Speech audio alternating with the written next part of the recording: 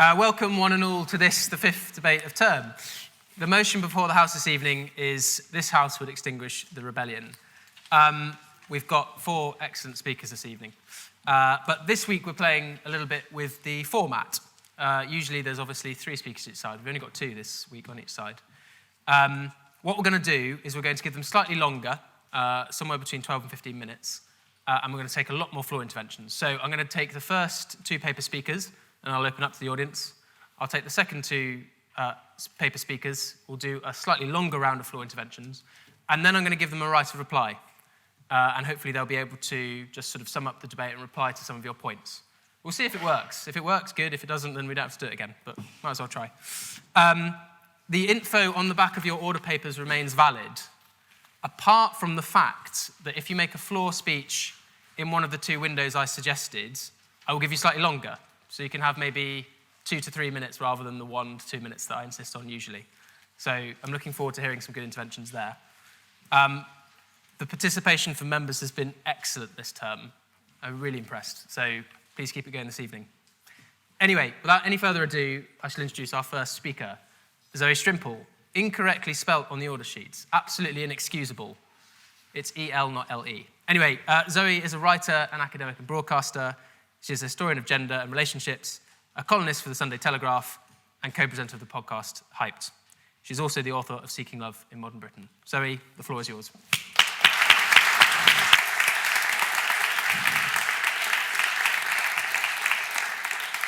No, I should have come up with a sort of dating angle on the environment, but I haven't. So you've just reminded me of my own CV. I'm thinking, oh God. Okay. So I always thought that the antics of Extinction Rebellion looked quite a lot of fun for a certain type of person. Not for the many thousands whose trip to work or ability to get home in time for a family dinner or attempts to keep emergency services on track were turned into a nightmare with each hour of protest, but for the people doing the acts of rebellion. What fun! Blocking bridges, locking oneself to lorries and airfield railings, chanting, supergluing oneself to Parliament, lying in the middle of the road, dressing in outlandish but gorgeous bright red robes and capacious headpieces. For all those would-be thesps out there, those tired of being humdrum and unnoticed, the old as well as the young, being a rebel is the ultimate performance piece. The audience, a city of 9 million, what a rush. That the movement has attracted so many middle-class, oat milk chugging, hemp bag toting, craft-loving folk is hardly a surprise. These are surely the very people most likely to have lives in need of a bit of excitement, a bit of roughing up by police, the hopes of being in the newspaper. It's also easy to understand the appeal of XR's mission and its policy of civil disobedience. With a crisis this cosmic, fusty old law and order be damned. Indeed, when it comes to the need for urgent action, XR seems to be right on the money. Soothsayers in a gas-guzzling world of vested interests, and it is absolutely true that climate change poses an urgent threat. Let me be very clear. I am not disputing the reality of global warming or the extent of the crisis. I'm disputing the response. Quite simply, it is delusional to believe that XR's carnival of resistance is what it's going to take to solve this problem, when in fact it can only make it worse. Because XR is not about stopping or reversing global warming. It's actually about performance, emotional manipulation, hyperbole, and the politics of fear. It's about distortions of reality and the skewing of morality. Let's start with its name. Even that is a deliberate equivocation. What is the extinction this rebellion is seeking to deflect? Most people think it means humans, but it could mean the planet, or civilization, or animal life, or all life. Rupert Reed here thinks it means the lives of the undergraduates he teaches at UEA, telling first years about the strong possibility that, quote, the later part of the lives of most of you in this room is going to be grim or non-existent. These are the kinds of predictions most serious scientists consider way off base. But kudos to Reid and Hallam, their end times language about human extinction now pervades the discourse of institutions like the UN and the IMF that should know better. In XR's hands, extinction is a term designed to incite fear rather than withstand serious analysis. It is there to ratchet up the level of anxiety about the environment to the point that it is crippling, helping to turn the current young generation into the most pessimistic and depressed ever, despite the fact that they have more security, health, and cause for optimism than any generation before them. Yet 60% of 16 to 25-year-olds now suffer from climate anxiety. 56% think that humanity is doomed, and 45% say climate anxiety inhibits their daily lives. This fear wouldn't be so bad if it was channeled productively, but more often than not, it just leads to psychological distress and a tyrannous hair-shirtism. Guilt and worry are so pervasive that 40% of young people, paralyzed by fears about overconsumption, overpopulation, and an uncertain future, are now hesitant about having children. It's fine not to want to have kids, but not doing so out of existential terror is a sad form of unproductive defeatism. For all XR's claims of the urgency of waking people up, it is in fact pushing at a long open door. In 1990, a Gallup poll found that 76% of Americans called themselves environmentalists. In 1995, environmentalism was declared one of the most successful contemporary movements in the US and Western Europe by the International Journal of Public Opinion Research. Al Gore's Inconvenient Truth came out in 2006 and is now included in school science curricula around the world. Polls showed that 88% of people who watched David Attenborough's Blue Planet 2 cut their use of plastics after watching. Prince Harry and Meghan Markle talk of little else, and numerous polls show that Western publics accept the reality of a changing climate and man's contribution to it. On that point, so you say that we all care about climate change, then why hasn't enough been flashed? I'm saying that public opinion has been won over. People really do care about climate change. There's kinds of systems that have to be, the way that actual change happens, look, I'd be delighted for actual change to happen. The way actual change is going to happen isn't because, ordinary people think climate is important. They do. These are kind of meta processes that require all kinds of coordination, and it's just not going to happen through the kinds of rebellion that we're talking about today. So I'm saying awareness is widespread. No, I'm going to keep going, sorry. Politicians are aware. All kinds of business people are aware. Silicon Valley is packed with startups, all working in climate change solutions. Green parties are ascendant in many parts of Europe. So what has XR added to the party? Just a new note of political and emotional extremism, backed up by methods that put more people off than they persuade. So XR, so far, so futile.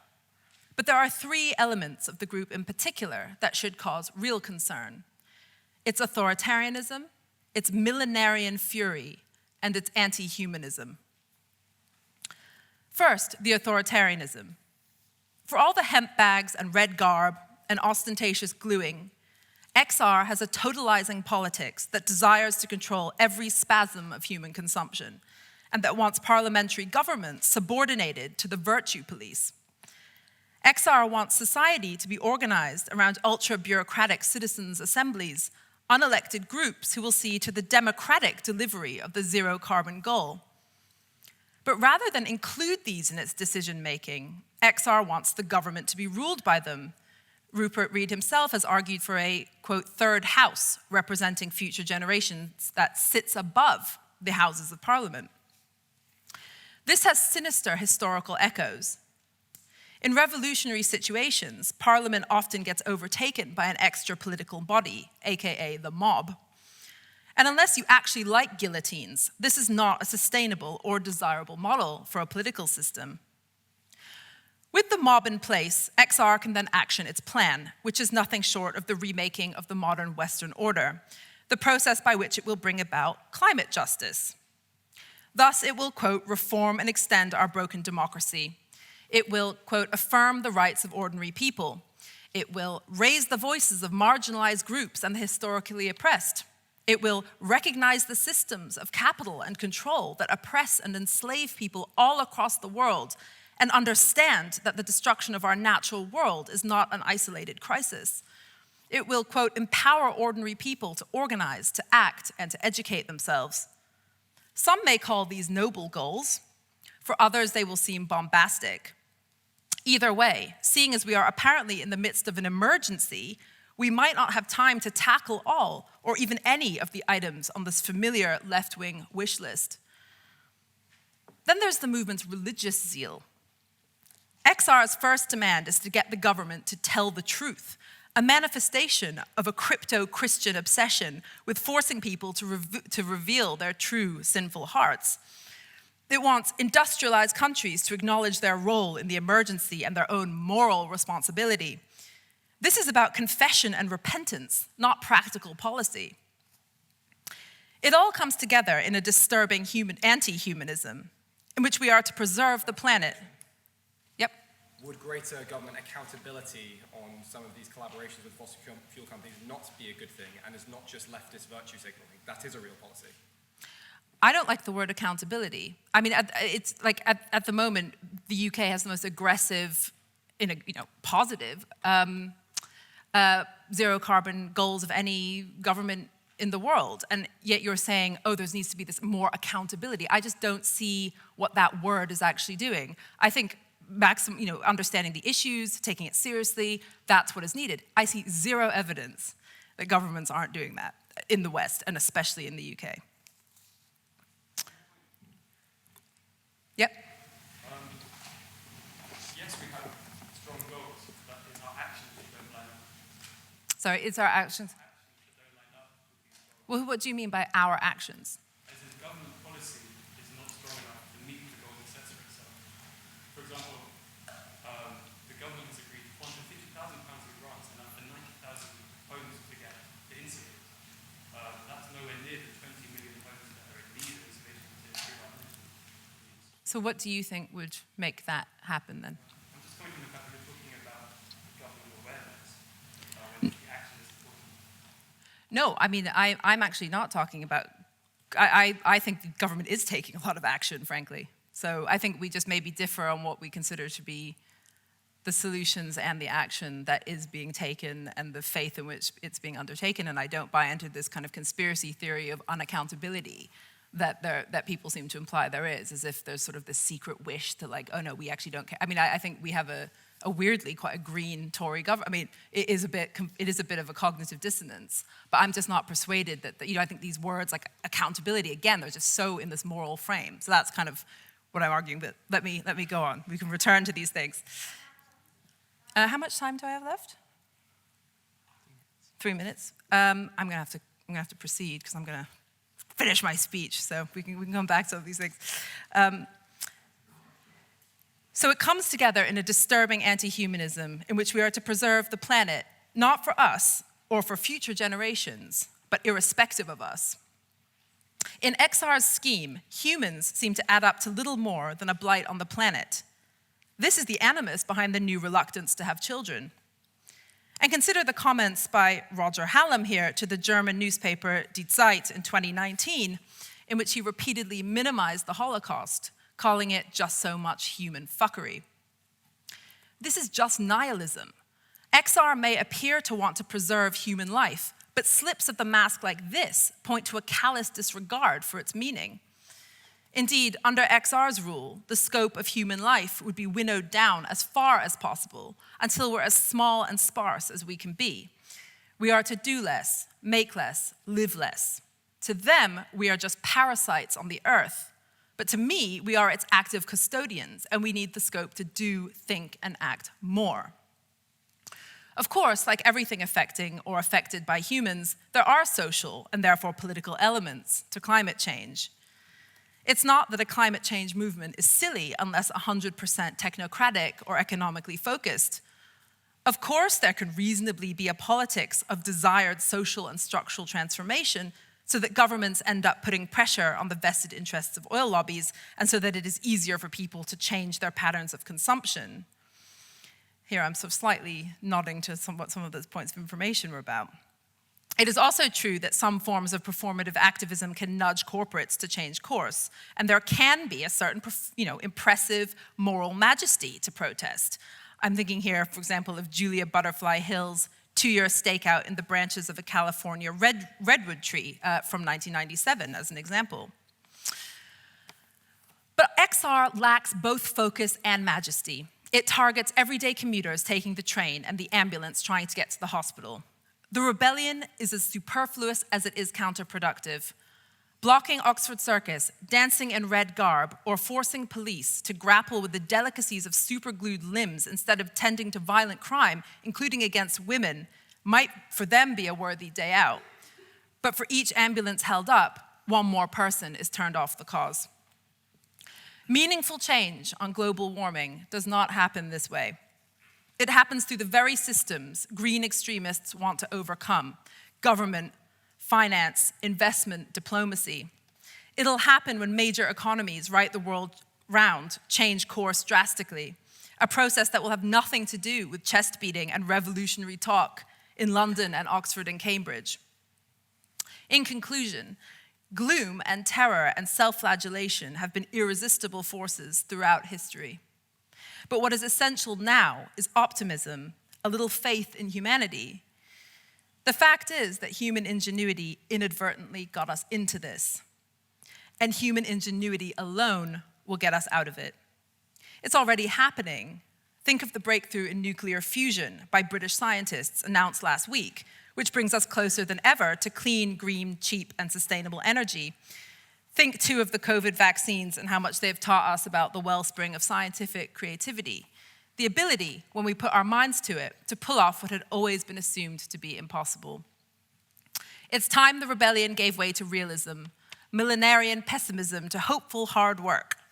Instead of indulging a fixation with punishing or obliterating humankind, ladies and gentlemen, let's get to work on mobilizing its genius. Thank you.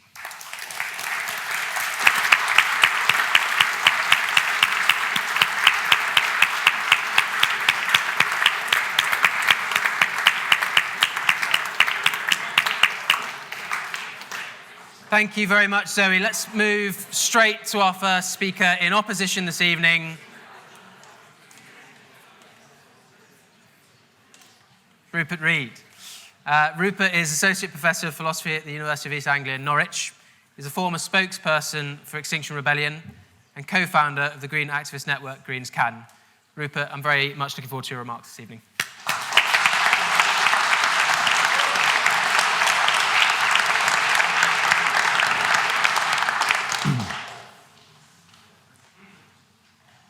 I'm so sorry. I'm so sorry that it's come to this. That we're staring together down the barrel of climate-induced civilizational collapse. That this civilization's default setting destination is now collapse.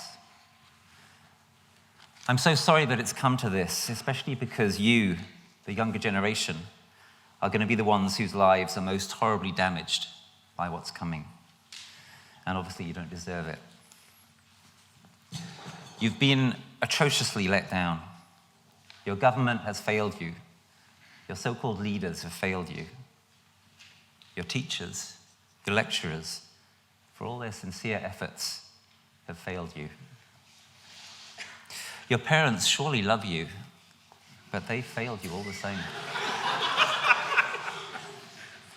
The media have failed you very badly indeed. The Green Movement have tried, but even they have failed you. We have failed you. Yeah, even Roger and me. All of us have failed you because here we are. It's 2022, and still Nemesis strides towards us remorselessly at roughly the speed of economic growth. I failed you. I'm so sorry. You won't be laughing later, mate. Your whole upbringing has been a lie. The lie that you're likely to have long, normal lives within functioning institutions. And you'll have kids, and you'll get old, and you'll draw a pension, and you'll die peacefully in your beds. Do I think it's likely that that's what you'll be doing come 2080 or 2090? I do not. And I'm so sorry about it. Now for the good news. These last 3 or 4 years, the truth is starting to break through at last. Such that a couple of years ago, even those pesky eco-extremists at Checks Notes, the International Monetary Fund, noted, quote, "A growing agreement between economists and scientists that risk of catastrophic and irreversible disaster is rising, implying potentially infinite costs of unmitigated climate change, including, in the extreme, human extinction," unquote. Yeah, the IMF. Presumably the proposition really do now think that the IMF have become a bunch of raving eco-commies. Yeah, right. I'm so sorry, but the unbelievable truth of this emergency is the context in which we have to assess Extinction Rebellion. And the lies, the bromides, the hard and soft denial that you've been bathed in for most of your lives, and that you still mostly are bathed in, you bet your life you'd better rebel against those. And now I look at this order paper, and I see these words: "This House would extinguish the rebellion." Forgive me, Mr. Chairman, but what are you on? You might as well say this House would extinguish hope. For let's be very clear, in this deeply dire state that we find ourselves in, amidst this catalogue of fatal failures, there is one standout exception, one bright, shining moment of success.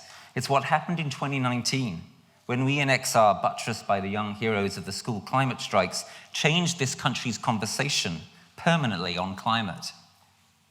Opinion polls are very clear on this. Before the first great April 2019 rebellion, climate and ecology were way down in the also-rans of citizens' concerns.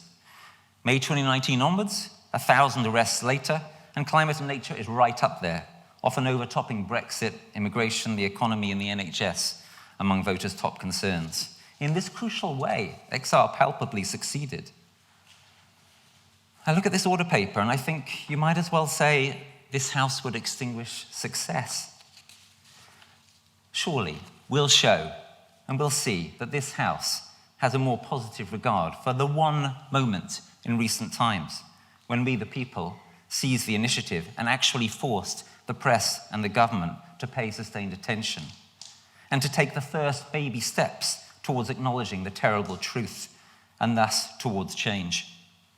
Those steps being a climate and environment emergency declaration by Parliament, a net zero carbon law, a parliamentary-backed climate citizens' assembly. XR achieved these things in 2019. That is fact. You want us to contemplate extinguishing these? Virtually the one successful basis we have for such hope as we now have? You might as well say this House would extinguish hope itself. Or even simply, this House would extinguish itself.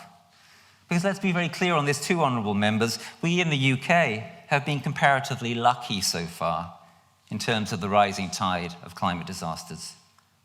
Consider the Australian wildfires, 2 billion animals taken out. Or the unprecedentedly destructive German floods last year.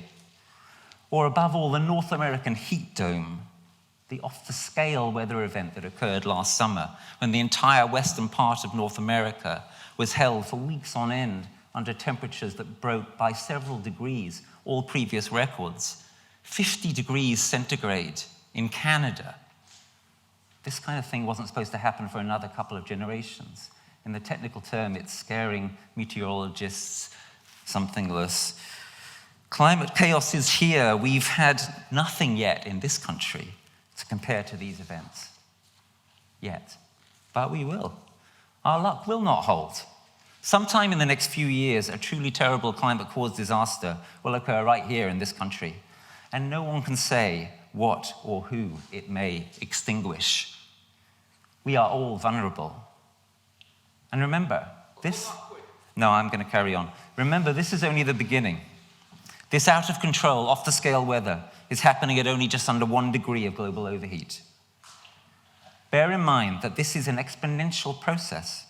When the world hits 2 degrees, That's roughly 3 times as bad as where we are already. If, as is tragically likely, we hit 3 degrees within the lifetimes of most of you, that's roughly 6 times as bad. Now try to picture that. Several times as bad as what we as a species have already brought on ourselves. Several times as likely, for instance, to experience what is called multi-breadbasket failure. That's where the world's breadbaskets, our key sources of staple foods, simultaneously fail and famine results. You think that's only of concern to our sisters and brothers in the global south? You think that famine is a thing of the past in this country? Well, if so, you need to think again. Because sadly, that's not what the science says anymore. Ask yourself whether it's smart that Britain is utterly unable to feed itself in the context of this hot new world that we're lurching into. On that point? No, I'm just going to do my speech. I'm sorry to have to bring all this to you, but I need to bring it all to you, and that's why I'm carrying on. Remember the really important thing about messengers. Don't shoot them. XR's function has been as a messenger. On that point? No, I'm not taking any points. You have your time in the floor speeches. You can have your time in the floor speeches, okay? So everyone's got a chance to speak. This is my chance. XR has been the smoke alarm. Don't go around extinguishing smoke alarms, however annoying they might sometimes sound. Extinguishing smoke alarms isn't smart if you want to live. Extinguish the fire. All right, so how are you going to go about doing that? Well, not by anything remotely like a reformed business as usual. The studies on this, once again, are very clear. To have any chance of mitigating and adapting to what is coming in a way that might see us through without collapse requires rapid transformation, system-level change. Now ask yourselves honestly, are you going to get that by playing by the rules, by asking nicely? If you ask big finance and big oil and government nicely enough, will you get the program of rapid, full-spectrum, transformative adaptation that is now required if you are to have a decent future? Will you get emergency emissions reductions, the phasing out of many plastics, a relocalization of society, a radical shortening of supply chains, and much, much more? Are you going to get all that by way of nudges, by asking nicely? On that point? No, I'm not taking any points. To pose the question is to answer it. And I apologize if this doesn't fit with your plans, but if you all want to survive, let alone flourish, through to late this century, you're going to have to rebel against the fate that right now they have in store for you. So obviously it goes without saying to vote this motion down, but equally obviously, that's only the most microscopic first move. And in contemplating your next move, well, that's where it gets interesting. How exactly are you going to make your life mean something? What's your role in the rebel alliance that's gradually taking shape to prevent breakdown? That's what we ought to be discussing here tonight. How do we best co-create a future? Should we rebel to make a point? Yeah, you can if you want. You can try and interrupt me if you think that's the best way of going forward. A world in which you can live to be old, and meantime, you'll even want, on balance, to have kids. How do we co-create that future? It's patent that to extinguish the rebellion would be to extinguish hope, to turn your back on what has succeeded. But just doing again what we did in 2019 is unlikely to work again, unlikely to advance the cause very far. So what's a thoughtful wannabe rebel to do? How do you best become a clever rebel with a cause? Roger's got a radical idea on this. I'm going to let him tell it. I think it's a great idea. We need everything. Here's another part of that everything, which I want to bring to you right now. How about a moderate flank to exploit the success of XR in opening up new space in the political agenda for real eco-action, for doing enough? What would this moderate flank consist in? Acting intelligently together where government has categorically failed you, to implement the kind of changes needed if your generation is to survive and flourish, where you live and where you work. Every community, every profession, every institution, every business badly needs everyday rebels. Everyday rebels to shake things up on a full spectrum basis. So for instance, if on leaving this place you join a firm, then the kind of questions which should occupy your life include these. In truth, is my firm's product making the world a safer place? Is my firm lobbying for regulatory exemptions or for a higher level playing field for all? Does its advertising encourage destructive consumption or something more forward-looking and frugal? Is it doing good with its profits? Is it co-creating resilience, for instance, in its supply chains against the coming eco-shocks? Is your firm living lightly on the earth? And you're going to need to struggle to get those you're working with to change so that these questions come to have anything like the right answers. You don't have to get arrested. You don't even have to self-identify as an activist. You do have to take action with determination.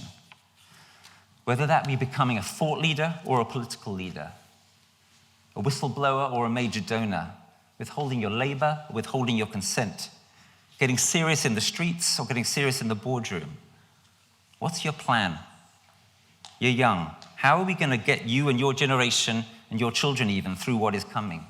How can you succeed where you have been so badly failed? That is the question we ought really to discuss here this evening. Find your place, make your place in the coming rebel alliance. It's going to require all of us joining forces through every inflection point in the system if we're going to stop this system from extinguishing the rebellion. That is to say, if we're going to stop this system from extinguishing your future.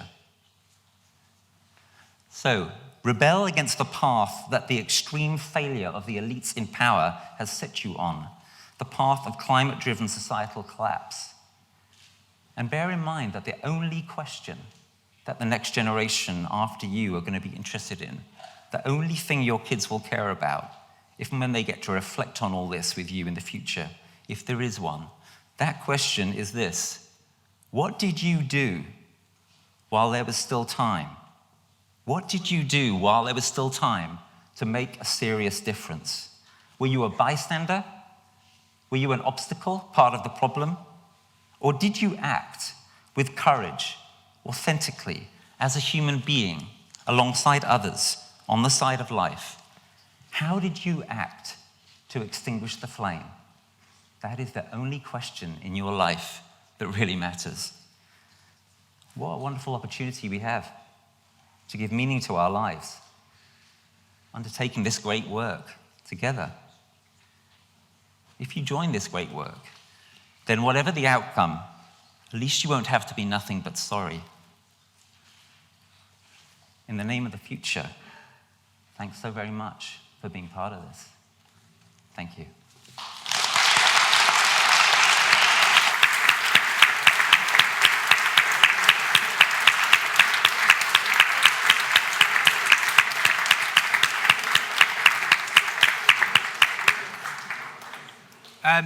Thank you very much, Rupert, for those powerful remarks. I think I should probably clear up a few things at this stage, because there was a bit of a de facto point of order there. The motion in front of you this evening is not an expression of opinion of myself, Sam, Lara, anyone else on the committee. It is just a motion, and we are impartial on it. That's why I don't vote, and it's why there's equal speakers on both sides. So I have no view on this motion that's relevant to this debate. Second point is, it is your right as members to stand up at any stage during the speech of a paper speaker. Any stage, that's your right. It is also the right of the speaker to decide if they want to take it or not, and I will protect any of their speakers' rights to deny an intervention. But you don't have to stop if they say they're not going to take floor speeches. You can stand up whenever you want, but that is how it will work. Stand up when you want to. The paper speaker chooses whether they take the intervention. On the basis that we haven't had loads of interventions, I'm going to do 2 rounds basically here. So we'll do prop, op, and abstention, and then another one here. 2 to 3 minutes, please. Anyone who would like to make a case in proposition of the motion? I'm going to go here first. 2 to 3 minutes, and can I have your name and college, please? Matthew Haskett, Manuel College. Great, thank you. I'd like to start this speech with a quote from Extinction Rebellion's website. "Will facilitate a mass flood of people to grind the capital to a halt, causing maximum material disruption." That was on their website today, and it's something we've seen in the previous years. property damage, smashing windows in Canary Wharf last April, disrupting rush hour trains. 3 Extinction Rebellion campaigners disrupted rush hour services for more than an hour in East London in 2019, with 2 of them climbing on top of the train and the third gluing himself to one of the carriages, and blocking roads such as major bridges in London. This is alienating people who are just trying to go about their daily lives, especially people in the working class who can't afford to miss work due to these disruptions. The support of these people is needed for democratic change in a democracy. A YouGov poll of 3,482 British adults conducted on the 15th of October 2019, a majority strongly opposed or somewhat opposed Extinction Rebellion's actions of disrupting roads and public transport to shut down London in order to bring attention to their cause. We're not saying that climate change is not a major issue. We're saying that the way Extinction Rebellion is going about it is problematic. Thank you.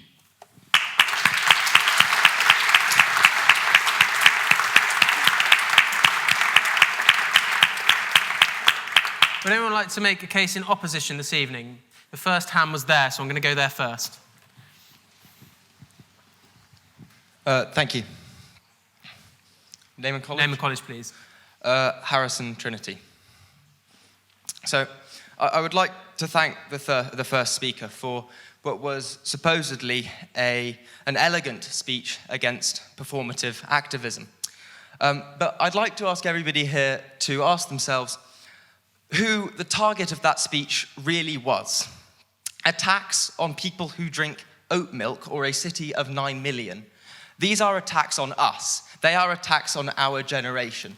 And I think it's important for us not to forget that, and also not to forget where and who we are. No, and I know this is about to sound quite hypocritical, because we are members of the oldest free speech society in the world. The oldest free speech society in the world, and political action is political speech. To crush Extinction Rebellion, to crush these protests, is to silence them, and is to silence their message. If we truly believe in what this society was supposed to be founded to espouse, no, then we should vote against this motion. Thank you.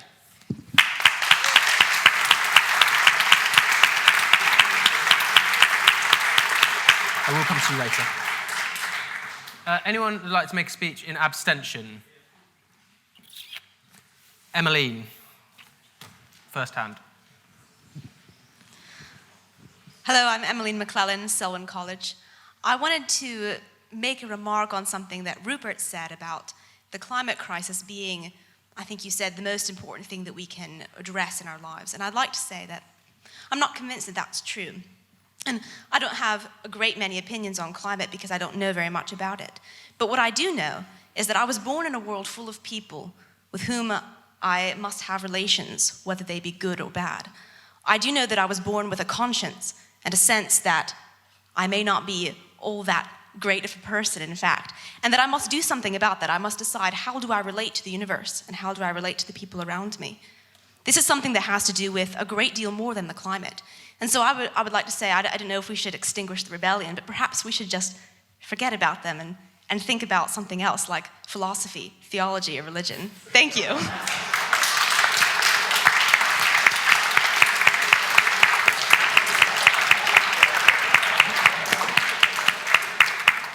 I will do another round, and I'm going to go to the front just here, please.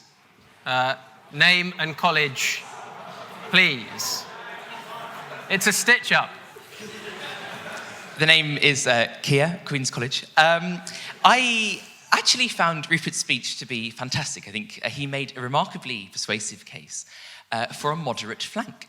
And those of us on the proposition tonight argue for exactly this. Isn't it moderation that is exactly what we want? The culture war is a dangerous and powerful thing, I should know. And it turns issues that should be of importance to all of us into things of tribal identity that are us against them, that are things that all of us should agree, surely, that the climate catastrophe is an impending disaster that we all ought to work around. And yet, there is an issue that insofar as we choose to prosecute this catastrophe that is impending upon us through increasingly radical action that frankly pisses quite a lot of people off, we detract from what the issue is. Now, I had the misfortune of studying Pole 2 in first year. I don't know if any other people in the room relate to that as a problem. Yeah, good. It's one person.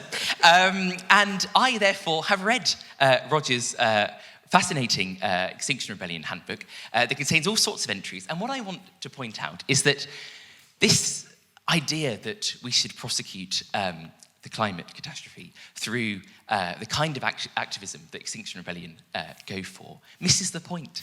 In the Extinction Rebellion handbook, there is very little about the fact that ultimately climate change is a result of economic development. It is the fact that in China, people are getting richer, which is a fantastic thing, and as a byproduct of that, they are relying on very bad sources of energy that cause an awful lot of pollution. We could go net zero tomorrow in this country, and we would not put a dent in the problem. This isn't a tribal left or right British political issue. This is a global issue. And Extinction Rebellion, in its focus on this sort of conspiratorial British elite problem that is somehow doing down this grand issue that we should all be waking up to, completely misses the problem. This isn't about what happens in the UK. This is about what happens in the world. Yes, go on. But surely everything that we do in the UK can help impact technologies and their costs compared to everywhere else. I completely agree.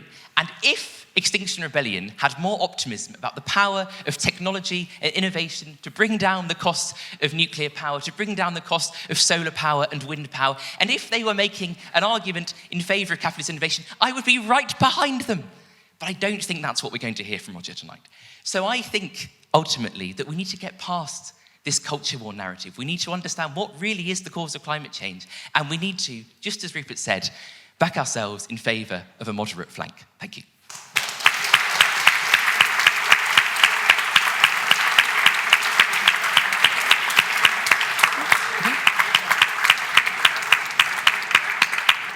I'm going to go to the girl in the red and green, blue jumper just there. There's a microphone just coming. If you can give us your name and college, that'd be great.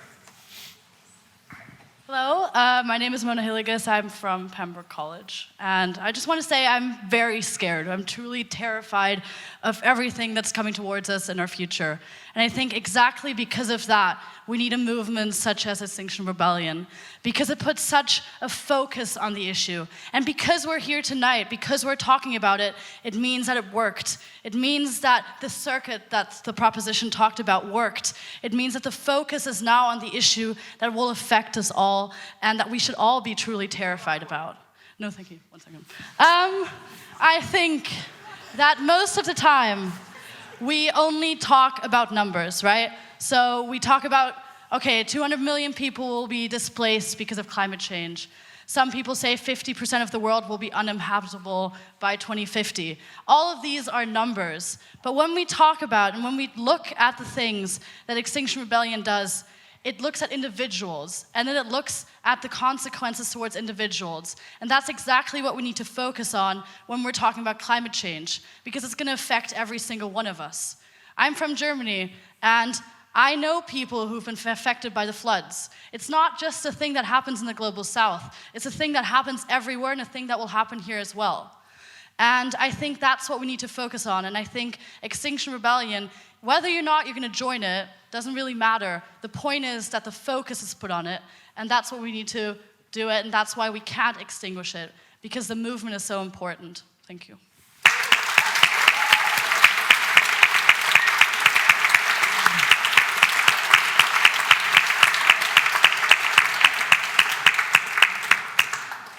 I will come to, we're going to do lots of more floor speeches, but there was one this side of the room, and your hand was quite early, so I'm just going to go to you if that's okay. Yeah, in the blue shirt. Thank you. Thank you, Lily. Sinat Tagaeva, Robinson. I would like to address one quick issue here, and this is the issue of education. Education is terrible in Western countries. It's very difficult to look at statistics. I'm not going to read to you how many students are failing GCSEs, but I can tell you, for instance, that in America we have 30 million children in poverty. These children will not be in school as much as we will, I believe. They will be caring after their parents. They will be trying to work.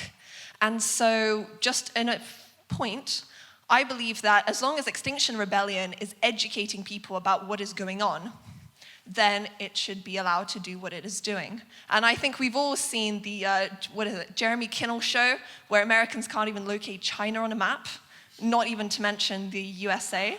If in such a country they are getting news that something is going on, if they are getting educated about the economics of energy, if they are getting taught about renewable energy resources, so that then these same people can help us to change institutions and sign petitions, then that is very good. Thank you.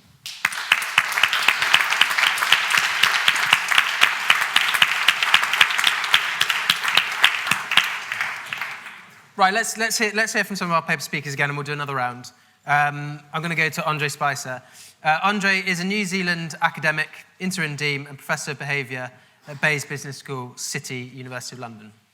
He's an expert in the field of organisational behaviour, leadership, and corporate social responsibility, and is the founding director of Ethos, the Centre for Responsible Enterprise at Bayes. André, thank you for joining us this evening. The floor is yours.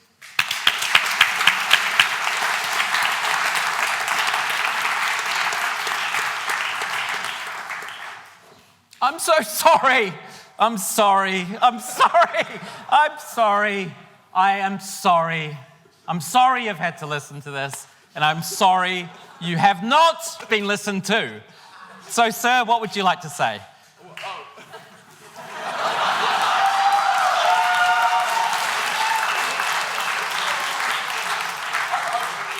Up here. Come here, please. If I wanted to make a full speech, I would have made a full speech. No. I wanted to make a point just there, but I think I'll leave my points to Okay. if I choose to. This might feel like a factious tactic, which I've engaged in, but did you notice that every single person here who asked a question when one of the people saying no was kind of defending their point? No, I don't want to listen to you. I've got the facts, and I am going to tell you what the facts are. I'm going to run through them, and I'm going to bore the hell out of you like I'm some kind of barroom drunk or kind of person hanging out at a festival you've just met after you've dropped the wrong tab. Point of information.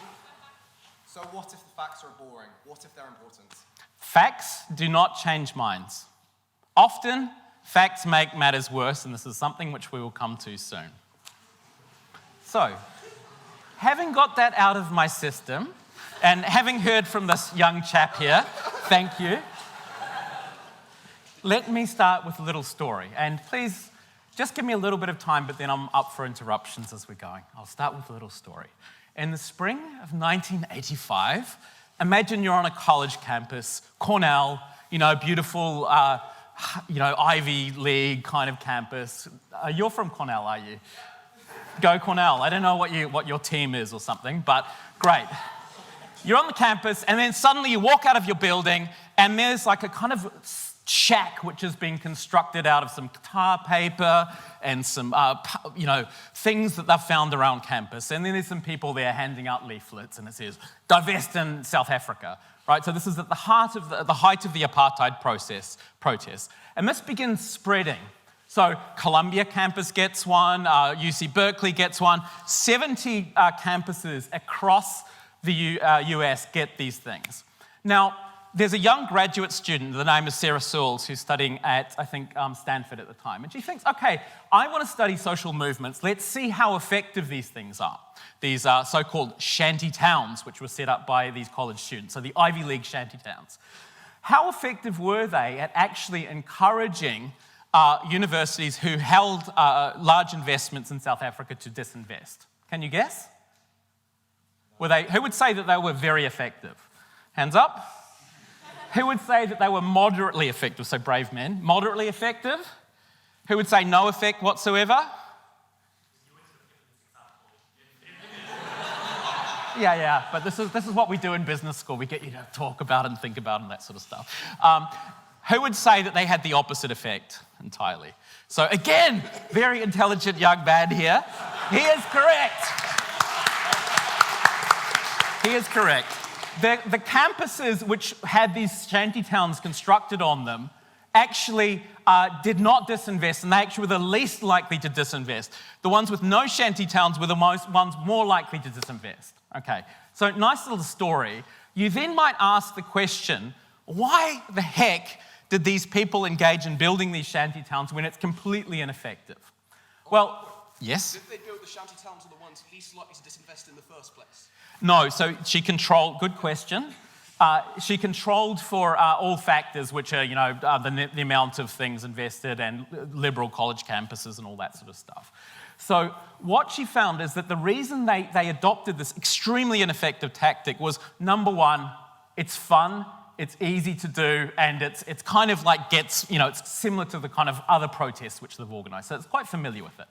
Second reason is that their college newspapers, beware the college newspaper because they'll just tell you all sorts of stuff which doesn't exist most of the time. They were saying this is really effective, and even the New York Times read the Harvard Crimson and wrote sort of something about it being effective. So it's popular and it's fun. So to quote H.L. Mencken, this seemed to be a kind of similar situation where there's always a popular solution to any problem, which is neat, it's pleasurable, and it is wrong. So what you begin to see here, I think, perhaps, is a little bit of a parallel that you might find with XR, where there's these kind of Ivy League shanty towns being created, which are in the middle of Oxford Circus with pink boats. They're kind of great and effective and gets a lot of news attention, millions and acres of column space. So I would like to congratulate these two gentlemen for changing the news agenda, getting it to the top of the list, our second most popular topic after Brexit. So that's a huge achievement. I mean, congratulations. I think we should really congratulate them for hijacking the news agenda, and it's important, right? Point of information. Yes? If you really sustain that facts aren't more important in this debate, then what right do you have to condemn sensationalist media? Why would I not have a right to condemn sensationalist media? That's not challenge to you as to why facts are not important in this debate. You responded that they don't change people's mind. Got it. You are now standing and condemning sensationalist media. I would like to see how, if you don't believe truth and facts are important, you have any right to condemn that. Okay. So maybe I'll just go to a fact-based point, which is rather a kind of a person-based point, which is if you look at psychological studies, there's been thousands of these done, or not thousands, sorry, dozens, sorry, I'm over-exaggerating, I'm a sensationalist, dozens of these studies done where essentially you get someone with a pre-existing belief. So this gentleman here, if I do a survey, I'd find he has a bit of support for the XR agenda, and am I guessing right? You might be the opposite way. So if we do a survey of both of these people here, and then we present them facts which support their point of view, they'll say, yes, right on, these are facts, and they'll remember them and take them into account. But if I present a view which is counter to what you're hearing, very, very factual-based stuff, it's not likely that you'll just discount it. It's, in fact, you are likely to strengthen your own position, right? So oftentimes, yes? If you're making this case that basically whatever you say can't change anybody's mind, why are you speaking at a free speech institution? You know what? I think that's an extremely good question. I would point towards my dinner, compatriots or something like this. My dinner people who brought me along, and we had precisely this discussion. And I was actually asking myself when I came here, honestly, should I just stand here and say nothing because I'm not going to change any of your minds? But, it's part of the show. So, where was I? I don't know. So let's take a look at, so this is what the next point I was going to make, is let's take a look at some of the facts and congratulate these gentlemen here. So prior to launching, one social movement expert, prior to XR launching, one social movement expert in the US, Doug McAdams, said that the climate justice movement had been, generally speaking, a kind of a bit of a failure on many metrics that people would judge it by. After launching, what we see is XR gained a central place in the crowded policy agenda, as I've mentioned. After Brexit, over 70,000 mentions in the international media. It spread around the world like wildfire. The institutions declared a climate emergency. Top-level political decision makers were on it. 36% of people supported or strongly supported. Now, okay, so great, congratulations as we've done the clapping. Now, where are we? 2021, 19% of people support it. The issue slipped from the news and policy agenda. When you have a protest, there's hundreds rather than tens of thousands. It just seems like a kind of movement which is kind of going nowhere. So I feel like the movement has achieved an objective, but it's now time to kind of move on in some ways. Yes? Wouldn't events at Cornwall and Glasgow seem to counter the notion that the movement is what was achieved by those? Okay. So they got some columns, newspaper columns. Was there any policy change? Probably the only change which was achieved recently by XR is the genius Priti Patel's recent kind of additions to policing. Yes. Yes. I believe you also said that XR has achieved its goal. If they've been such a failure, which is it? I think they achieved its first round of goals, but now the question is that they seem to be they've run out of roads, they don't seem to be getting very far and actually achieving the opposite in some ways. Yes? Don't you think that the fact that they haven't achieved these goals is actually because the government is not listening and therefore they're taking different types of actions and trying different things because they're not listening? They've tried peaceful protesting, they've tried all these things, and still they're not changing enough because we're still in a climate emergency. Things are still really terrifying. So why are you blaming it on Extinction Rebellion and not the government who aren't listening to what's really important? Well, I guess we have control over the tactics which protest groups use, right? The government listens to the extent that it needs to be listened to, or it's in the interests of politicians at the time to listen. So it shouldn't be any surprise that the government doesn't listen. It's the surprise is when the government does listen often, right? So let's just kind of, in some ways going to your point, I just wanted to sort of just very, very quickly go through the major propositions which you see in XR. So I'm going to leave out one of them. One of the kind of strategy propositions which you see is that if we mobilize 3.5% of the population, things are going to change. That's one. Second one is distributed action is the best way to achieve things. Number two, protests that get people to listen to the facts are going to change things. I won't need to go through that argument. I've already put it. Then there's also this idea about appealing to people's sense of being a rebel. So we were asked to join the Rebel Alliance. That's going to work, and talking about sort of images of death is going to work, and also ideas about justice and caring for the planet is going to work. I'll take those points in a second. And then we're going to create this radical space for social transformation. Okay, these are generally speaking, it's a bit of a caricature, but these are generally speaking the claims. Let's take claim one. Mobilize 3.5% of the population, and then we're going to have a radical change. How much is 3.5% of the UK population? Mathematicians out there, statistics? 2.3 million, right? 2.3 million people. How many people during the first wave, the biggest wave, were XR getting on the street? I don't know. Tens of thousands, maybe, right? And it's gone downward since then. So it's going to be a pretty big gap to fill, point one. Point two is that this number of 3.5% comes from a study by a woman called Erica Chenoweth, which they looked into. Great work, excellent to see evidence-based social movement policy. But which cases did they take them from? Which cases of countries were 3.5%? It was authoritarian countries, not democratic countries. So while this formula of the 3.5 might work for authoritarian countries, it's probably not going to work for kind of liberal, democratic, capitalist countries like this one. Or maybe it would, but we just don't know. So that's point one, is it's a lot of people, probably unlikely to happen. And point two is that it's even the wrong case. It's a kind of an apples and oranges point. Next point is getting people to take direct action in a highly distributed way is very effective. Well, this is kind of drawing on the preferred way of doing things, to use a colleague of Rupert. Brian Doherty did lots of studies on these things. And it's kind of simply comfortable. Like building a shantytown was comfortable in an Ivy League college.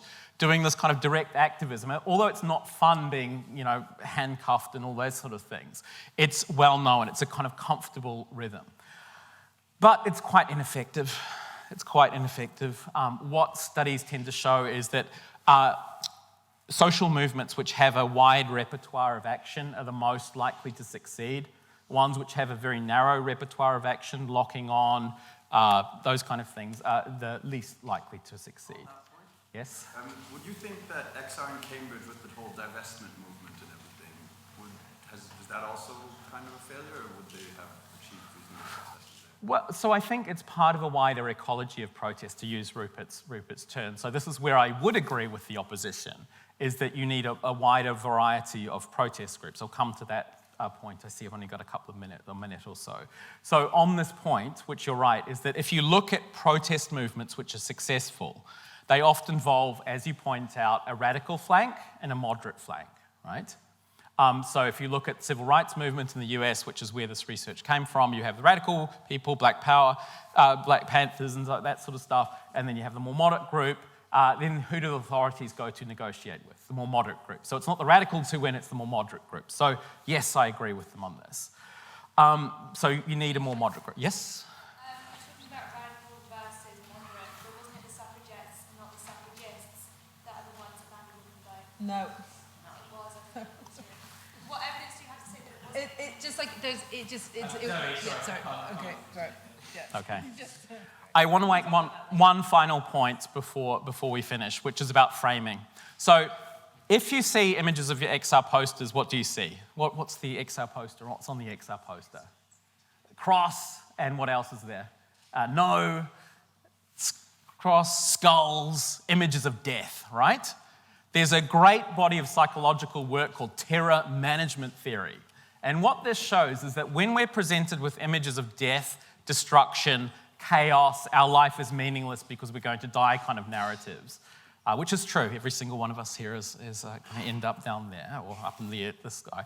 But when we're reminded of our own mortality, we tend to become more conservative, more connected with our own group, more likely to disregard out groups, more attached to our own opinions, more selfish, more likely to consume luxury products. So doing the exact opposite of what these people would want us to do.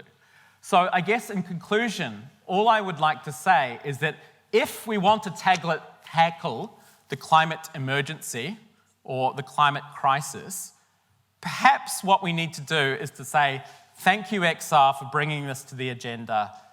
Let's start a new movement. And you know what? I know a number of the leaders of that new movement who are going to be smarter than before and learn from it, are sitting in this audience here now. And they will listen when people put up their hand and say, can I interject?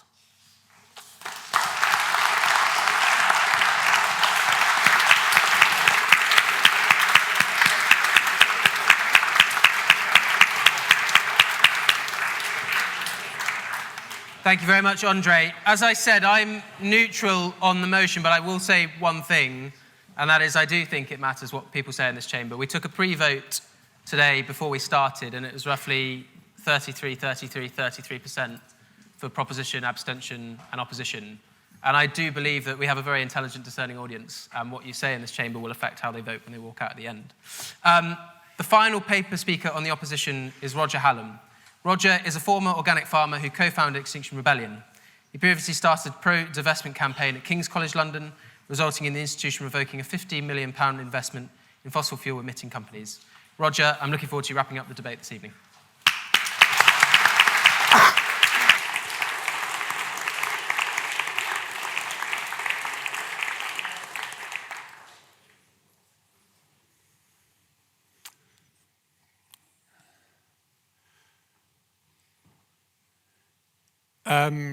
Trotsky.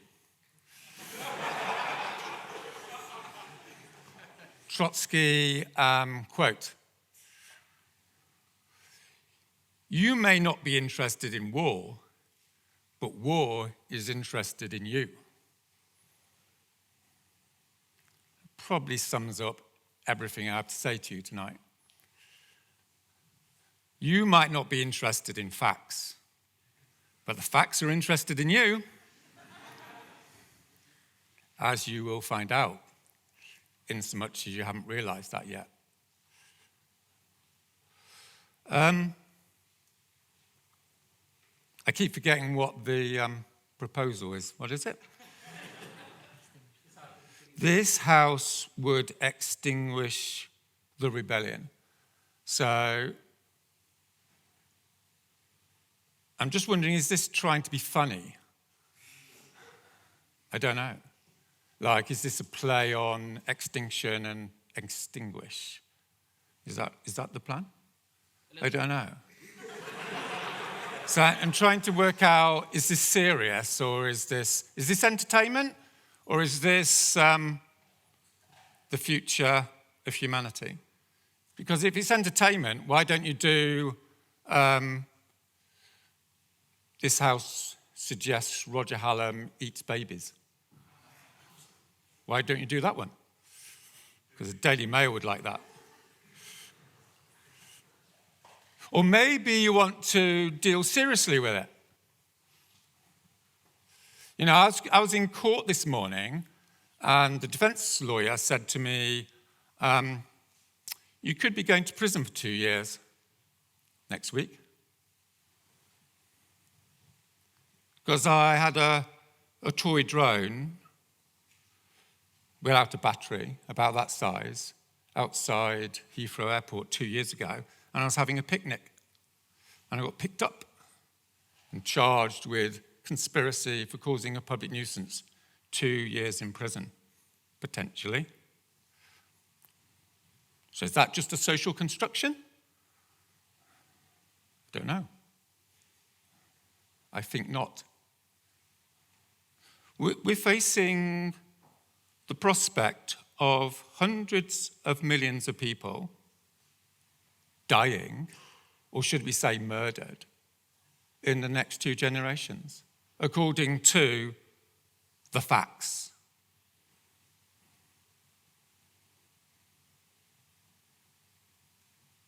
So everyone's quietened down a little bit. I don't know. I'm asking you, what do we want to do this evening? Do we want to entertain ourselves, or do we want to talk about the murder of hundreds of millions of the poorest people on the planet? What do you want to do? Because this is a YouTube video, remember? So just remember, people will be watching this for the next few hundred years to know what the future elites in 2022 thought about the biggest tragedy, maybe the biggest crime in the last 10,000 years. So what do you want to do? It's your life.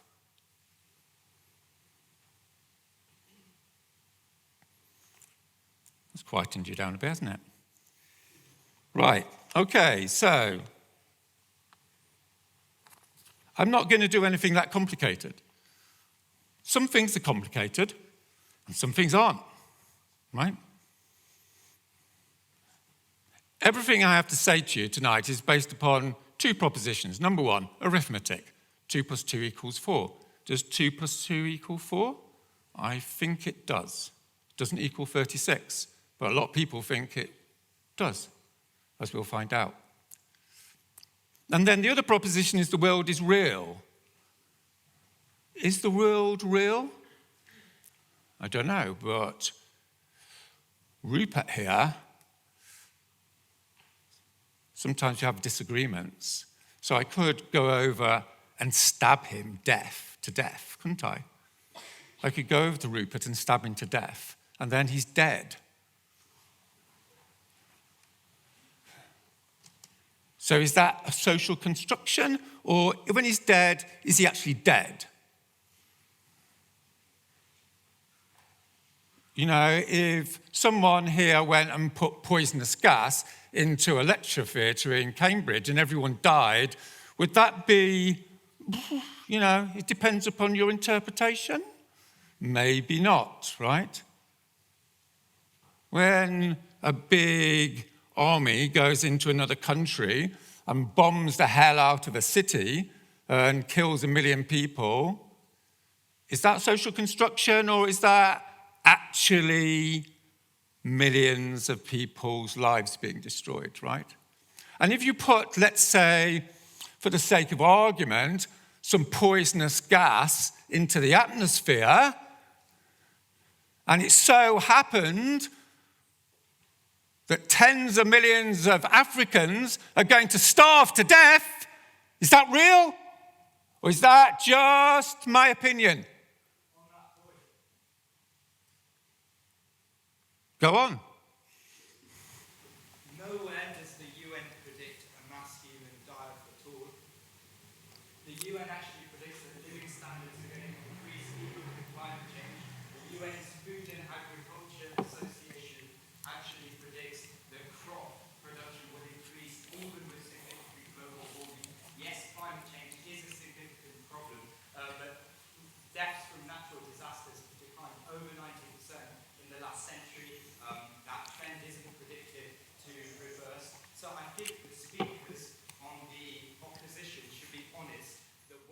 Okay, that's enough. That's enough now. I'm taking the middle way. Okay. That comes on to my next point, right?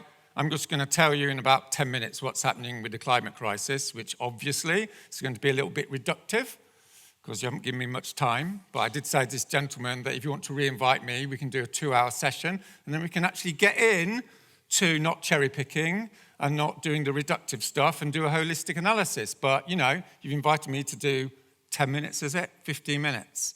Okay, so let's do the climate crisis in 4 minutes. Okay, first principles. How do you know something's true? Number one, you ask an expert, right? Preferably an expert that's retired. Number two, you look at the data. So let's go through a little example. You go to a doctor. The doctor's an expert. He says you've got cancer, right? It's just an expert. He's just saying you've got cancer. You want to see the data. Shows you a picture of the X-ray, right? Your lungs have filled up. You're going to die. That's the data, right? And then we have expert opinion, manifested through peer-reviewed papers. That's gold standard science, isn't it? Is that a good idea? It's good enough to go as pragmatists. Yeah? Experts, data, peer-reviewed papers. Okay, so let's do some killer facts. So, 1.5 degrees. 3 of the world's leading experts in the conversation said at the conference in 2015, we did not know of a single scientist who thought it was possible to stay under 1.5 degrees in 2015. That's an interesting bit of data, isn't it, for your generation, when you're all going around with little placards saying stay under 1.5. Follow the science. What? You mean which science? Because all the scientists at the Paris Agreement didn't actually think it was possible. According to 3 of the world's scientists in a reputable website, The Conversation, go and check it out. Fact number 1. Fact number 2, the future of the human niche. Go and read it, right? There's lots of peer-reviewed papers, right, from the most elite universities in the world, so presumably you have some respect for peer-reviewed papers. Let's hope so, because, dare I say it, they're facts. What's the deal with the future of the human niche? The future of the human niche says that when we get to 2 degrees centigrade, you remember 2 degrees centigrade? It's actually going to be 7 degrees inland. Okay? Bombshell 1, bombshell 2. The 1.5 degrees guy, by the way, I got him on Zoom because I'm a co-founder of XR. I said, what's this business about 1.5? You know, why are all the scientists not actually telling the truth? He said they don't want to stick their head above the parapet. Are you familiar with that a little bit at Cambridge? The guy who wrote the paper, The Future of the Human Niche, saying it's 7 degrees when it's actually 2 degrees because you've got to look inland, right? Everyone, lives on land. Have you noticed that one? We don't need to know what the temperature is going to be in the Atlantic. It's a NAF stat. Inland, it's going to be 7 degrees. Hang on a minute, let me finish my point and then you can say something. Okay, so it's going to be 7 degrees inland, and at 2 degrees centigrade, coming along in the 2030s, so what's that, when you're 30, maybe when you're 40, there will be 1,000 million people who will not be able to live where they're living because it's uninhabitable, according to a peer-reviewed paper. Okay, not the UN, a peer-reviewed paper. Go and check them out. Go and do a proper analysis, right? Just saying, it's just one peer-reviewed paper. Go and check out the rest of them, right? Go and look at the Chatham House report, you know, that nest of communists. Have you heard of them? Right? Go and check it out. You can say a point now. To claim that facts are as irreducible as 7 degrees inland being the most important extent is untrue. When Earth and the climate react based on feedback loops to do with deep ocean sediment at its very core. There's so many processes going on here that quoting one really horrible fact isn't going to do anything except reduce people's opinion to this insurmountable number that means nothing beyond 2, 3, 4, 7 degrees, what does that mean? It's not a fact that he's helpful in a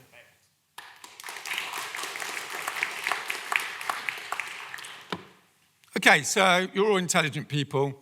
You all know there's killer facts, right? There's killer facts, and then there's subsidiary facts. A killer fact is, there's the x-ray, you've got cancer, right? That's a killer fact. You've got cancer and you're going to die. There's killer facts. A killer fact is, at 2 degrees, the world is at 7 degrees inland. Obviously, there's loads of little subsidiary facts. Yeah.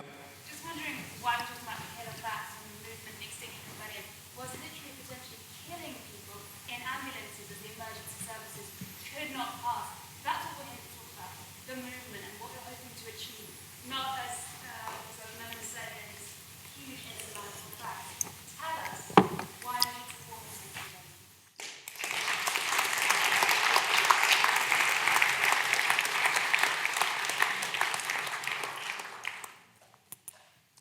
I don't think I will, because I don't think it's that important.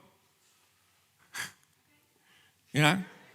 It's my life, it's your life. What's most important? Extinction Rebellion, Roger Hallam, ambulances? No. The most important thing is what's going to happen to your generation. That's the most important thing. That's why I'm going to talk to you about it. If you don't want to listen to it, that's fine. No, hang on a minute. So many of you. Okay, here's the deal, right? 2 degrees is 7 degrees. You didn't quite catch that, did you? That's 1,000 million people on the move, right? In the 2030s, maybe in the 2040s. There's loads of papers like this. Go and check them out. Okay? Well, these have all come out in the last 2 years. This is because of heat. This is a moving situation, okay? You know, 20 years ago, climate change, who gives a damn, right? It's a little bit of a problem for 100 years. It's not now. This is 2022. The critical decade, according to the UN, was 2010, 2020. It's 2022 now. It's locked in. It's locked in for you lot. Third killer fact, feedbacks. So David King said in Australia recently, we have to act quickly. What we do, I believe, in the next 3 to 4 years will determine the future of humanity. Okay? Expert. Sir David King, former chief advisor of the British government. Doesn't sound like a communist to me. Yeah? We've got 3 to 4 years. Why have you got 3 to 4 years? Because according to peer-reviewed papers, I'm not cherry-picking, okay? According to peer-reviewed papers, the Arctic will be melted 2030, 2035. Go and check it out, right? I've only got 10 minutes, I'm not going to go into it. It's basically the end of civilization. Go and check it out. The Amazon, peer-reviewed papers last year, if you cut down 20 to 25% of the Amazon, it dies back because it's ecologically not stable. Okay? When the Amazon goes, that's the end of the human race. And you can argue whether that's formal extinction or effective extinction, but it's a bit of an obscene debate, isn't it? Right? Point of information. Yeah, go on. You can say as much as you want about the climate crisis, but the columnists aren't disputing the severity of it. Yeah, well, you don't like war, but war's coming to get you, right? You know, just check it out. Just check it out. See, this guy's right. The biggest problem with human beings is they select facts which are most convenient. But that doesn't mean they don't exist, right? You can go and be told you've got cancer. You can go say, that guy's an idiot. It doesn't mean you haven't got cancer. Your generation's fucked, okay? Just accept it. Point of clarification. Yeah. What should we do? Okay, well, I'm going on to that. How many minutes have I got left? Fuck. Okay, so here's the deal, right? Why aren't you all in rebellion? Why you aren't all in rebellion is because, with no disrespect, you're extremely privileged. Okay? That's why you're not in rebellion. I'm a sociologist. That's what I'm telling you. It's nothing personal, right? If those dead bodies in southern Madagascar were in Cambridge, guess what would happen? Hey! Yeah, you'd be in rebellion. But they're not, are they? They're not in Cambridge. The people we're killing are in Africa, and they're far away. We've got quite a tradition of killing people, haven't we, in this country? Yeah? Let's just own up to a little bit of our history. That's why people are in rebellion, and that's why you should rebel, right? It's not some social construction fashion item. It's because people are getting fucked over. Plain and simple. Plain and simple. Now, I'm going to finish. Middle way. See, the proposal here is you want to extinguish the rebellion, right? So, if it was a rebellion against slavery, would you want to extinguish the rebellion against slavery? That'd be a little bit problematic, wouldn't it, as they like to say? Right? What was the problem with slavery? I don't know. Was there any facts on slavery? Or was it all a social construction? No, there was a thing called slavery, wasn't there? They took people, they stuck them in ships. A third of them died by the time they got to the Caribbean, and another third of them died in the first year. That's a fact, okay? That's a fact. And it took 50 years in this country to get those facts into people's heads so that such obscenity was made illegal, right? And I put to you tonight that you are engaged in a project to kill millions and millions of people because they're disposable, aren't they? They're disposable. You don't need to think of it. But according to the peer-reviewed papers, you're engaged in the mass murder of humanity. That's why people have to rebel, and that's why people are rebelling. It's not complicated. That's all I have to say about it. I can speak to you for 3 hours on the dynamics of effectiveness of direct action, right? That's my specialism. That's not why I've come to talk to you tonight. I've come to talk to you about murder, plain and simple. Those people are disposable. So let me wrap up. What's the logic, right? The logic is we're making lots of money from sugar, yeah? So we can have slavery. We're making lots of money from oil, so we can destroy the Savile, right? We can destroy those black people because they don't count, because we're making profits. That's why you rebel, okay? Because you've got some self-respect. That's all there is to it.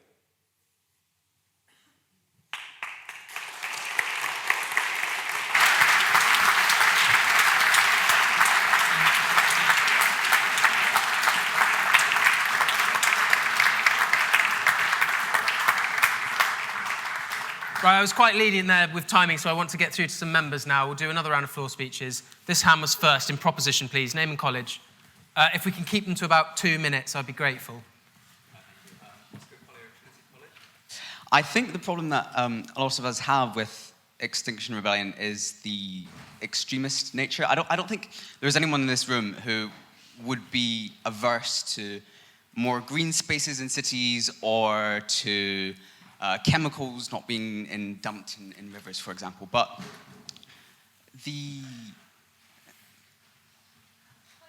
yes, on you go.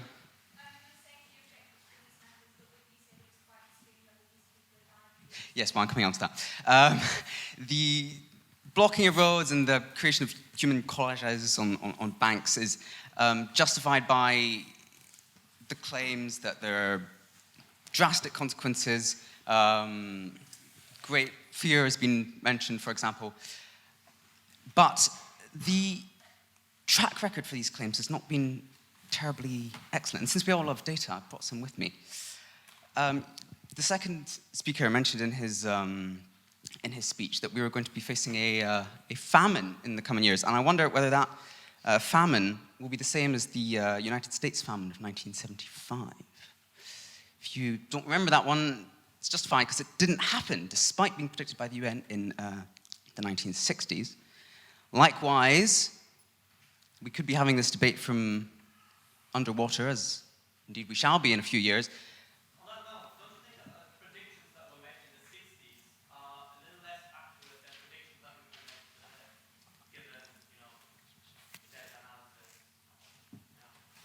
Sure, but won't predictions we make in a few years be even more accurate?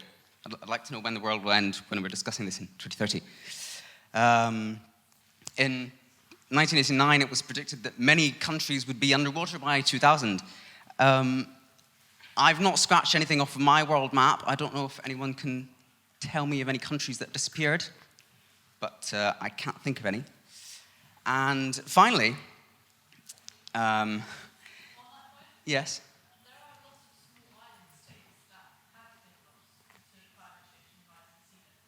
Yes.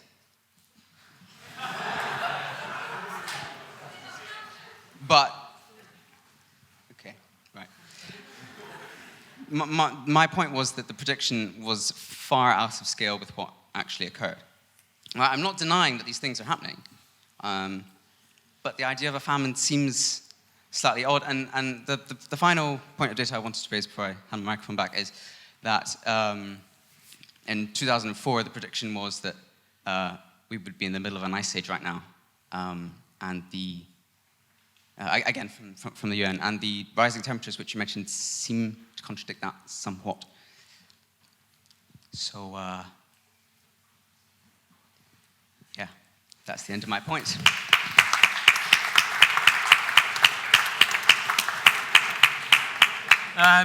Sounds going everywhere. That one, I think, there was first. Yep. 2 minutes max, please. Yeah, I would urge cautious opposition. Isaac March and Pembroke, I guess. So the speaker before me made it really, really clear why ramming horrible facts down people's throats doesn't work, right? Like, he just clearly doesn't believe a lot of what's just been said. So then the question is what Joe raises, in that, what do we do if we don't have facts, right? And then the question you have to then ask yourself is, if you believe that facts are irrelevant, as the second proposition speaker says, and that what we're more interested in is emotionally engaging people in order to enact policy change of some kind, then we wonder who is creating enough media that gets people involved in that way, right? Like, the issue is not in this house. We all kind of agree that climate change is pretty horrible, it's coming for us, and it's a crisis that has to be solved. The issue is all of the people that are not in this house and are not voting in favor of politicians who enact climate policies that we actually want, right? Like, Extinction Rebellion can sit down on roads as much as they want, the policy change won't happen. Similarly, we can go, Extinction Rebellion sitting down in the middle of roads, that's not getting anything policy changing happening, we condemn them, right? So I would order the House I would urge the House to vote in favor of cautious opposition, because if what we care about is media exposure, Extinction Rebellion has definitely got that, right? Like, I'm certain that there are at least tens of people in here who care a lot more about the crisis now than they did earlier because of the acts of Extinction Rebellion. I'm equally certain that people out there in the world also have heard about it on an international scale because it's London coming to a halt, and it makes them go, oh, look, the climate crisis. Maybe we should care about that. Maybe we should vote for a politician who actually is going to enact some policy change. So I urge for cautious opposition, because I'm not sure that grinding London to a halt will ultimately bring about policy change in the direct way that XR seems to think that it will. But I am certain that groups like XR have brought about some kind of change, even at an institutional level, and therefore getting rid of them isn't probably the thing that we want to do.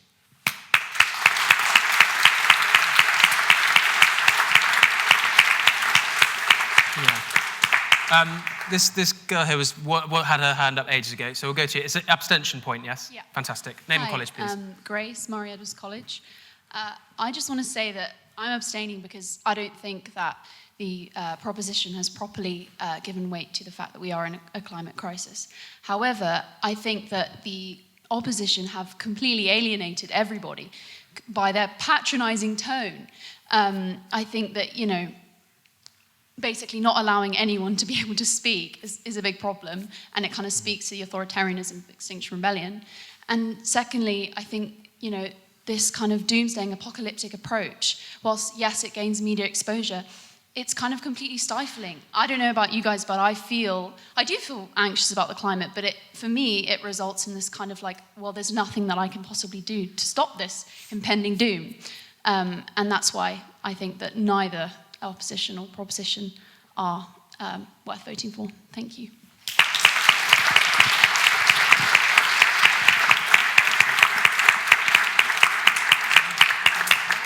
I will do another round, but it has to be less than a minute. Anyone who'd like to make a case in proposition this evening? Just there in the blue t-shirt and the black jacket. Name and college, please, once the mic gets to you. Lily, do you have one? Less than a minute, please. Hey, I'm Nikhil at Magdalen, and this will be short, like humanity's future. The threat of climate change is only a threat to humanity, and by that I mean, in the case that we ignore the cow methane, humanity will go extinct in maybe 10 generations. Earth has been through way worse, ice ages, asteroids, Donald Trump's presidency, but it has survived. And it not only survives, it manages some miraculous green revolutions. So my question is, if the Earth will regenerate and time continues to move forward, why should we care? Surely we should live in the moment, stop driving ourselves insane, trying to prolong our inevitable extinction. And I'm not saying that climate change suffering is not going to be awful, but if you talk about the larger scale, on the larger scale, the Earth would be better off without humanity.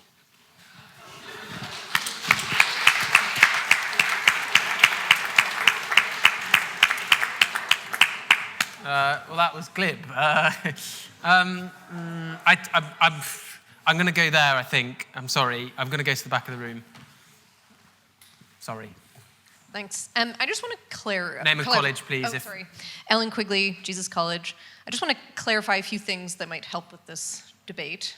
One is, so I wrote the university's divestment report, and I can promise you it would not have happened without student rebellion. You could call it that. Yeah, no, it's genuinely true. I promise you, it would not have happened without that. And it echoed almost, other than the gluing, I think probably all of the same tactics were used. In fact, probably some more extreme tactics. I mean, the university buildings were occupied, there were hunger strikes and so on and so forth. I think no one can really defend blocking ambulances, and I hope and suspect that there will be changes in tactics going forward. But I also want to clarify something about radical flanks. I mean, it's not about the fact that it's the moderate flank that ends up being negotiated with. It's that the radical flank makes people have to negotiate with the moderate flank. And that's the key element here. I'm not surprised at all to hear that Extinction Rebellion is received poorly by the public now, but I'm also not surprised to see that we've actually gotten meaningful legislation out of what they've done. That's exactly what a radical flank does. That's exactly how you give the legitimacy and power to the moderate flank to get things done. So whether or not it's this rebellion or another, that's how this will get done.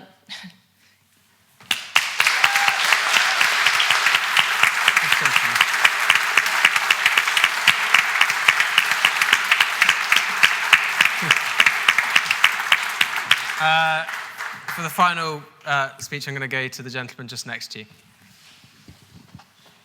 David Grace Magdalen. I worked for some years as an environmental lobbyist in Brussels. And people used to say to me, oh, I bet you talk to the Green members of the European Parliament a lot, don't you? I said, well, not very much, actually. And the reason was very simple. Because like the opposition speakers tonight, those Green members of the European Parliament knew that they were right. And they thought that that put them on a higher moral ground than the rest of us. But if you're going to change the world, and I did change European legislation, you've got to talk to the people who will persuade, who will build a majority. It's not enough to be right, you've got to persuade people. And what we're here tonight to decide is not about which facts are right, we're here to decide what's the best method of changing things. I'd like to add one small thing. An extraordinary thing happened about a week ago, and it was this. I agreed with Jacob Rees-Mogg. It's the first time, it's probably the last time. Some Extinction Rebellion activists were on trial, and they'd clearly done what they were charged with, and the jury acquitted them. And a lot of Conservative MPs got very upset about this and said, we must tighten up the law. And Rees-Mogg, to my utter amazement, said no. The jury system is a great feature of our democracy, and we must keep it. Thank you.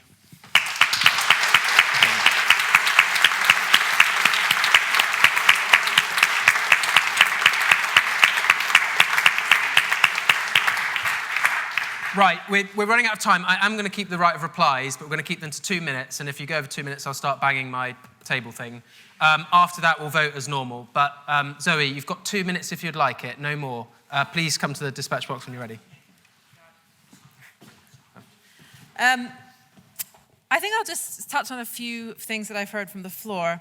I think the lady in the purple scarf you shouldn't abstain. You're on our side because you pointed out the exact problem with this side, which is they are authoritarians. You couldn't ask a question, the sort of disregard, the scorn for this room that we saw on that side. I also object to, I think, another thing that should maybe at least have you think more critically about what sounds so noble.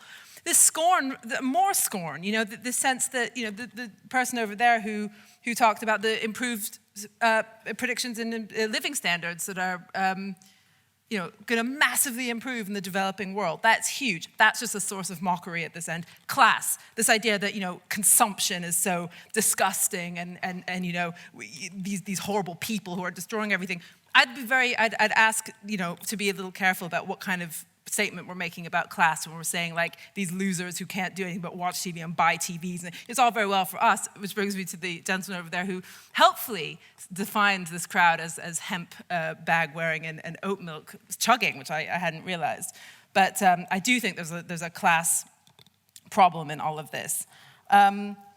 And I would just return to the pessimism. I mean, it's just completely all-consuming. And I think that we have heard in little bits and pieces around the room from very impressive, clued-in people that some of these facts that are being, these killer facts that are being mobilized in this exterminationist way, to the point that we're being told we're committing genocide. And I can tell you that as the descendant of Holocaust survivors, I do kind of object to those kinds of glib comparisons. And I think we need to be a lot more careful about that. And that side shows no regard for that. What was the, yeah?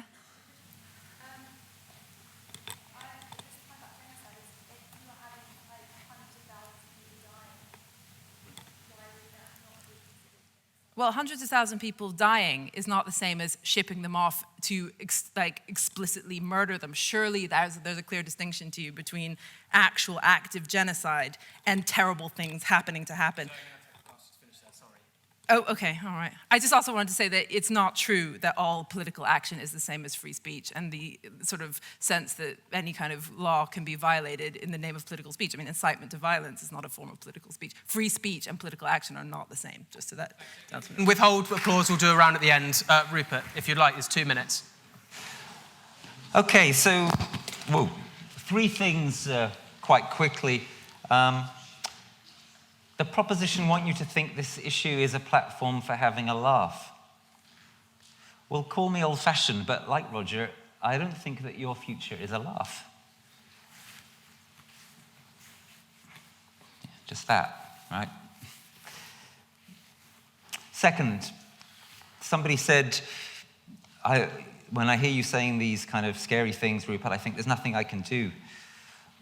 Well, forgive me, the reason why I didn't take interventions in my speech, which I've taken a hell of a lot of flack for, is because I wanted to get to the end of my speech, which is where I suggested exactly what you can do. And what you can do is what Extinction Rebellion have done, or you can do more radical stuff than that, or you can do more moderate stuff than that. But any of that, if it's going to be enough, is going to be rebellion. It's going to be the kind of thing that got this university to divest. And I'm very proud that I was a tiny part of that campaign, and I'm sure that many of you were. That is rebelling.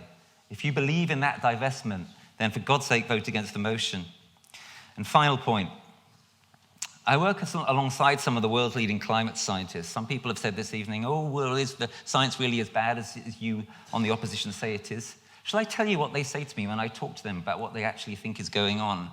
They always say to me, it's actually worse than what's in the papers. Because what's in the papers is only what they can prove.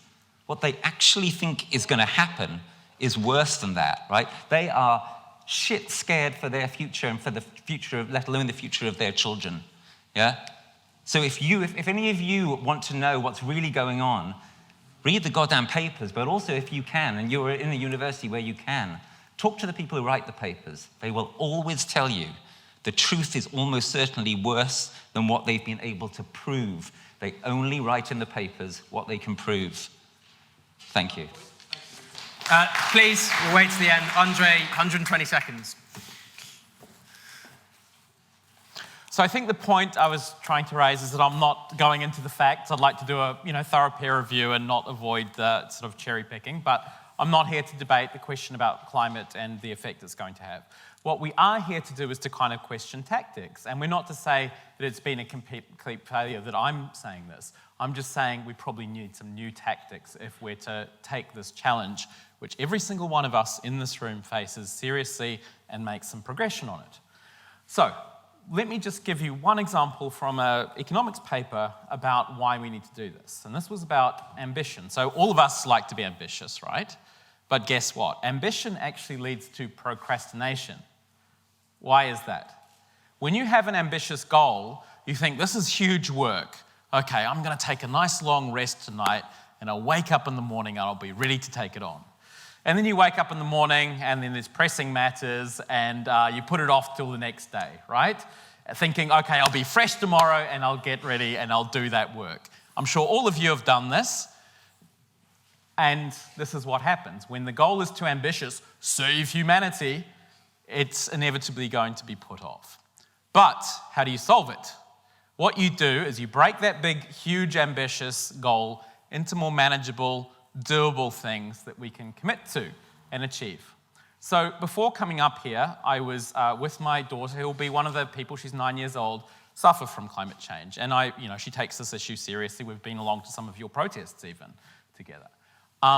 And she made the point that, so what should we do? And she made a kind of few small points about, the things we buy, the kind of lifestyles we have, the things which are tractable in her life and in our lives. And I think each of one of us here, if we simply have this kind of hovering skull above our head, we're going to have the climate anxiety which you speak of. I think we need to put that skull away and think about what we can do and a more positive way of doing it. And I'm sure every single one of you can do that. So perhaps we might extinguish the rebellion, but perhaps we'll start with a new kind of movement here today. That's all we're arguing. Thank you. Roger, 2 minutes.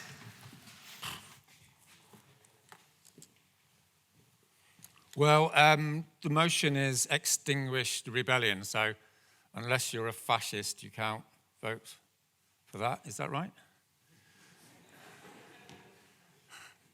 Destroy a social movement. That doesn't sound like anyone's argued for that tonight. So that's the end of that one. The most important thing is what you're going to do. This is just a little debate. The most important thing is what you're going to do. So this is what I think you should do. Because it's going to be really difficult, isn't it? It's going to be really difficult. So what you're going to do? I suggest you tell the truth, right? You tell the truth because the truth, as John Locke said, is the highest virtue. Why is that? Because as soon as you stop telling the truth, you start getting corrupted. That's what Extinction Rebellion is actually about. It's not actually about direct action. It's about changing our culture. So I come in here and tell you the truth, regardless of how you're going to react. And that's how 200,000 people joined Extinction Rebellion, because they saw something that wasn't a PR company, right?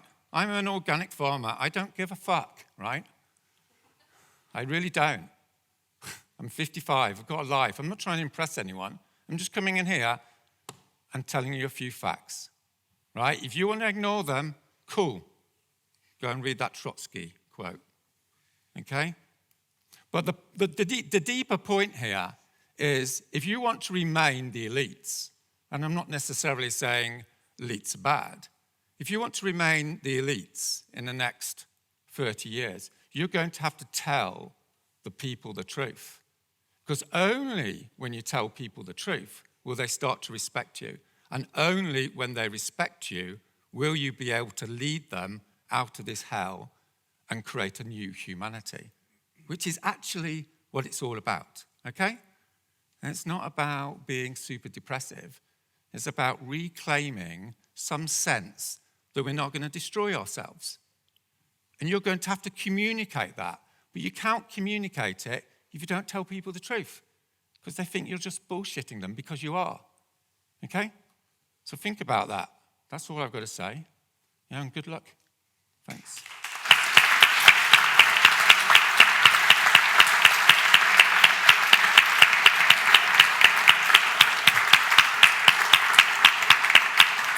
Can I just thank everyone for their interventions this evening? I thought they were absolutely marvellous and did the society proud. We vote with our feet here, so in just a moment we'll do one final round of applause for everyone. There's an aye door, there's a no door, and there's an abstain door, and we will announce the results in the bar afterwards. Thank you very much. But, cheers. Thank you.